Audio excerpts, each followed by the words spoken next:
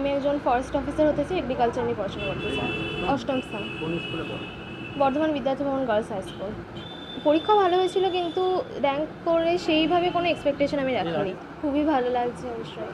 স্কুলের শিক্ষিকারা আমাদেরকে সবসময় খুবই সাহায্য করেছেন, বিভিন্ন সমস্ত ডাউট ক্লিয়ার করে দেওয়া বা অন্যান্য ক্ষেত্রে অনেক সাহায্য করেছেন।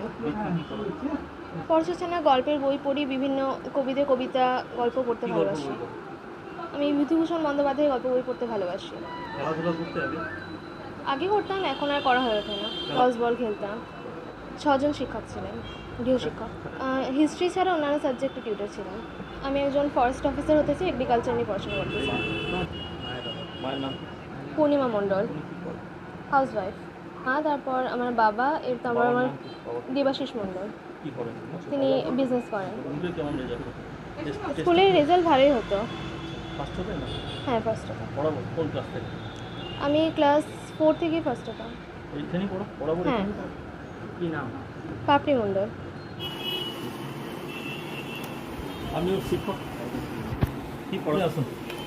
একটু ধরে থাকুন তো, একটু ধরে থাকুন। খাই দিন।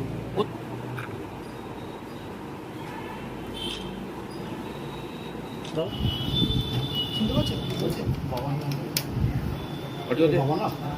হ্যাঁ, শুনতে পাচ্ছি। ঠিক আছে।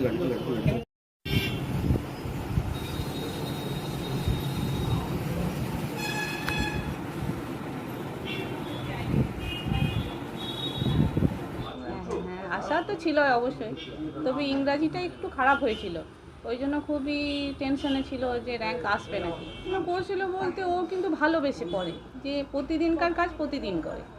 স্যাররা যে কাজগুলো দিল সেই দিন যে পরবর্তীকালে করব সেইটা করে না। ওর ম্যাথটা ভীষণ ভালো লাগে আর ফিজিক্সটা ভালো লাগে। পড়াশোনার পাশাপাশি গল্প কবিতা একটু লিখত, কিন্তু এখন অতটা আর সময় দিতে পারে না। একটু খেলাধুলা করে, গল্প বইয়ের নেশা প্রচণ্ড পড়ার। কতক্ষণ পড়তো সারাক্ষণ? সেটা নির্দিষ্ট কোনো টাইম নেই, যতক্ষণ ভালো লাগতো। আজকে আর ভালো লাগছে না, আজকে ঠিক আছে, আজকে আর পড়লো না। কন্টিনিউ যে পড়া সেটা কিন্তু পারত না। একটু ওর মধ্যে ধরুন পড়তে ভালো লাগছে না, একটু ঘুরে এলো, এইটাই। আর ব্যবসা আছে, ও টেলারিং। এই আমাদের বাড়ির নিচেই দোকান আছে। আপনার নাম? আমার নাম পূর্ণিমা মণ্ডল।